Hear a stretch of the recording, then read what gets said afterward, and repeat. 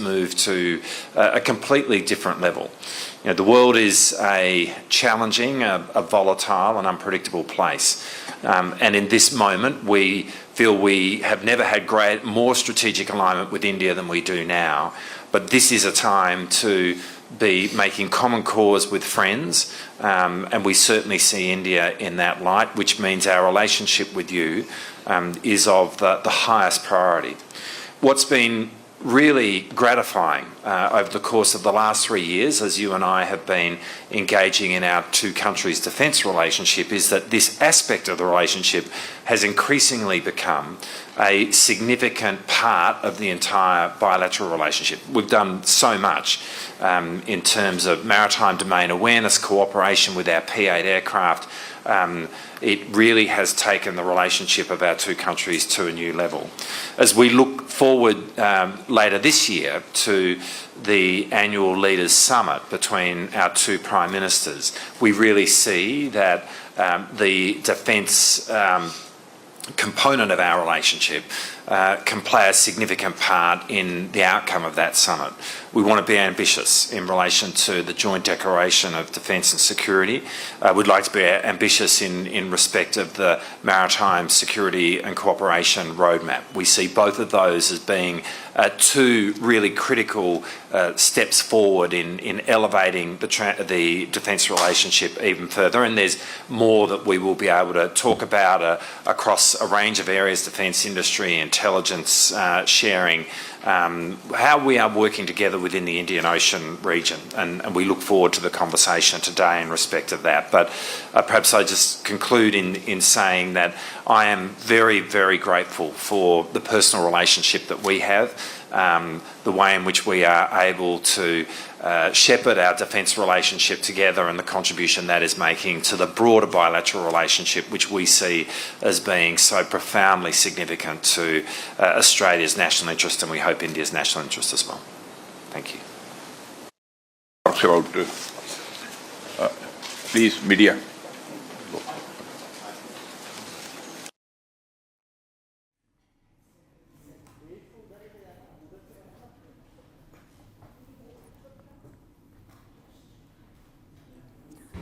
All right, that was Defence Minister Rajnath Singh meeting with his Australian counterpart, the Australian Deputy Prime Minister and Defence Minister Richard Marles in New Delhi, as part of the ongoing efforts to strengthen defence ties and enhance strategic cooperation between the two nations.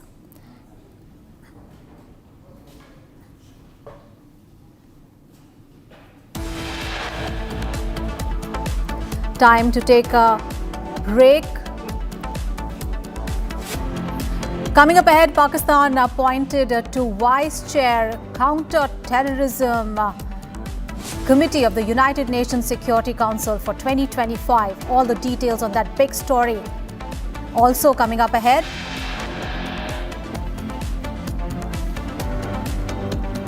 journalist exposes Bilateral Bhutto at United Nations for making unsubstantiated claims about the treatment of Muslims in India. Those big stories and much more coming up ahead.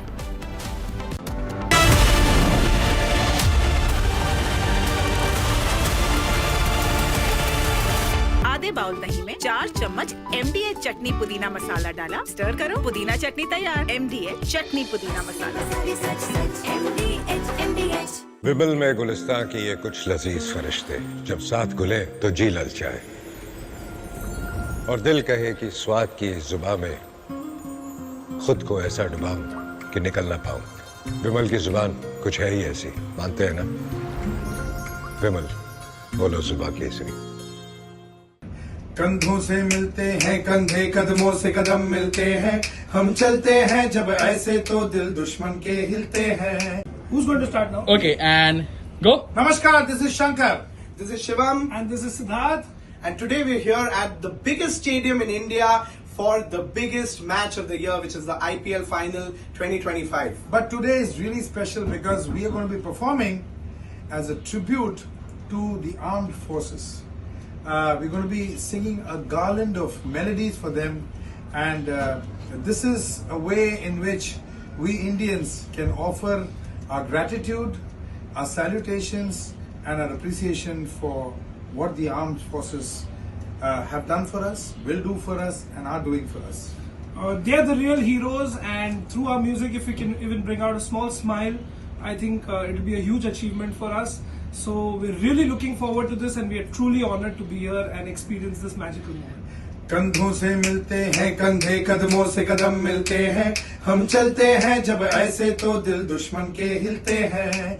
अब तो हमें आगे बढ़ते हैं रहना, अब तो हमें साथी है बस इतना ही कहना।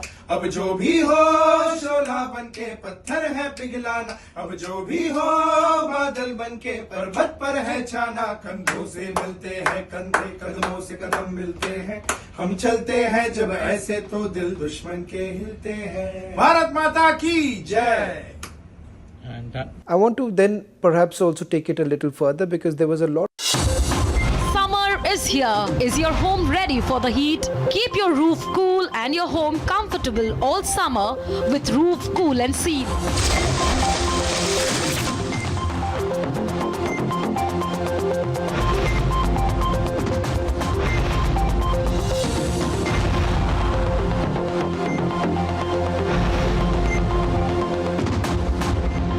पसीना मत बहाओ, Berger roof cool and seal लगाओ।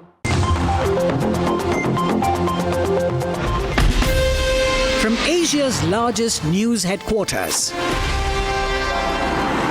setting the agenda for Bharat.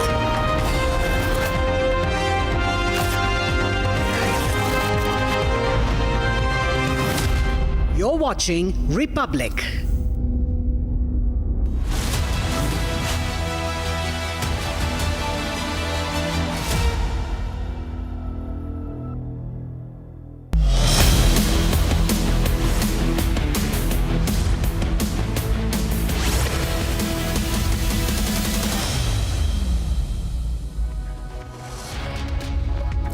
Very good afternoon. You're watching Republic TV live and breaking at 1 p.m. I'm Aishwarya Kapoor with you. The top story that we are tracking is BJP now hitting back at Rahul Gandhi after his surrender remark against Prime Minister Narendra Modi on Operation Sindoor.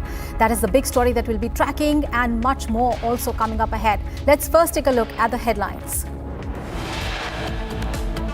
Gandhi ji किसी के आगे surrender कर दें, कांग्रेस ने किया होगा, मगर भारत किसी के आगे सरेंडर नहीं हो सकता। हम विश्व की एकमात्र ऐसी सभ्यता हैं जो हजारों सालों के आक्रमण के बाद भी आज जीवंत हैं, जिसे आप मानने को तैयार नहीं। After Rahul Gandhi attacked Prime Minister Modi with a surrendered remark, BJP takes on Congress and Rahul Gandhi. CJI B.R. Gawai warns judges taking government posts post-retirement, says that shake the public trust in judiciary. Journalist exposes Bilawal Bhutto at UN for making unsubstantiated claims about the treatment of Muslims in India. Pakistan appointed to Vice Chair Counter-Terrorism Committee at the United Nations Security Council for 2025. Another YouTuber and alleged Pakistani spy, Jasbir Singh, arrested over espionage charges in Punjab.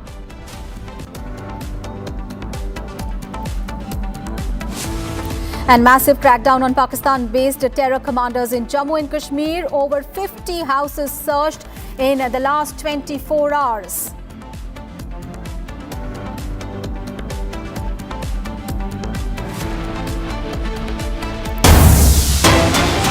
We have a big breaking news coming in. Action against illegal Bangladesh in Delhi continues. 18 illegal Bangladeshis have been arrested in Northwest District. Now, smartphones with the banned IMO app and 4 Bangladesh IDs have been recovered in a major operation.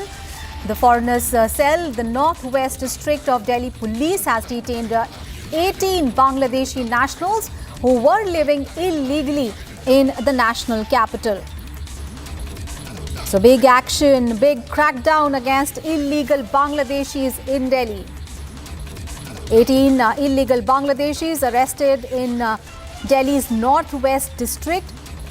They were arrested and smartphones with the banned IMO app and Bangladeshi IDs have been recovered from them. The major operation was undertaken by the foreigner cell of the Northwest District of Delhi Police. 18 Bangladeshis who were living illegally in the national capital have been detained.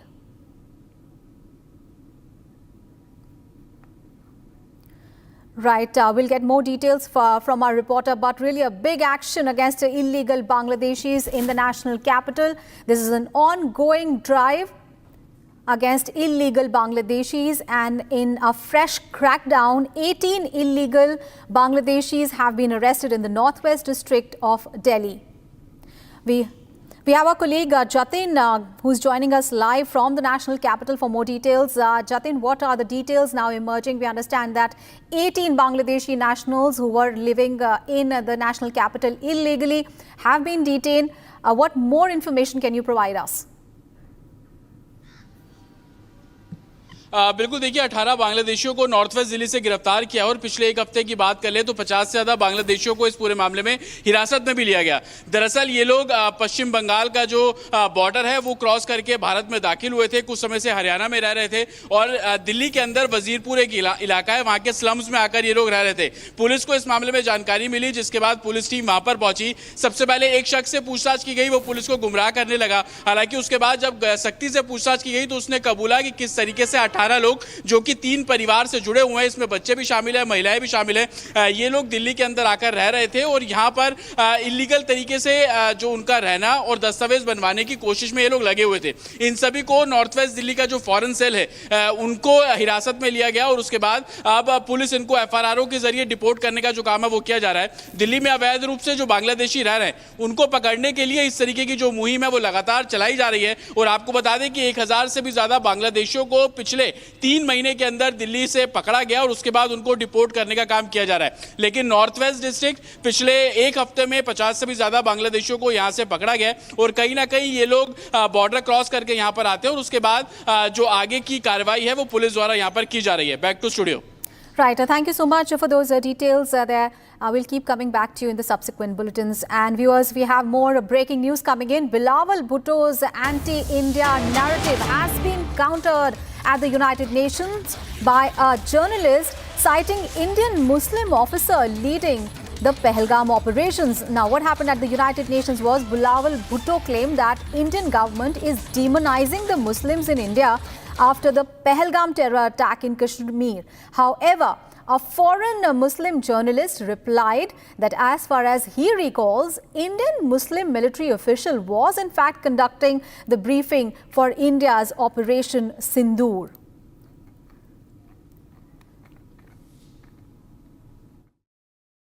Let me start with a statement you made today saying that the recent terrorist attack in Kashmir is being used as a political tool to demonize Muslims in India.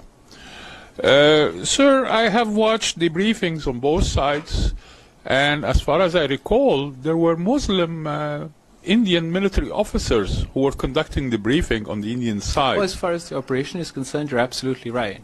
Okay. And on to the other big story that we are tracking. Pakistan has been appointed to chair the 1988 Taliban Sanctions Committee of the United Nations Security Council for the year 2025. Now, this committee is responsible for enforcing sanctions, including asset freezes, travel bans, and also arms embargoes against individuals and entities associated with the Taliban that pose a threat to peace and security in Afghanistan. Now, in addition to this role, Pakistan will serve as the vice chair of the 1373 Counter-Terrorism Committee as well.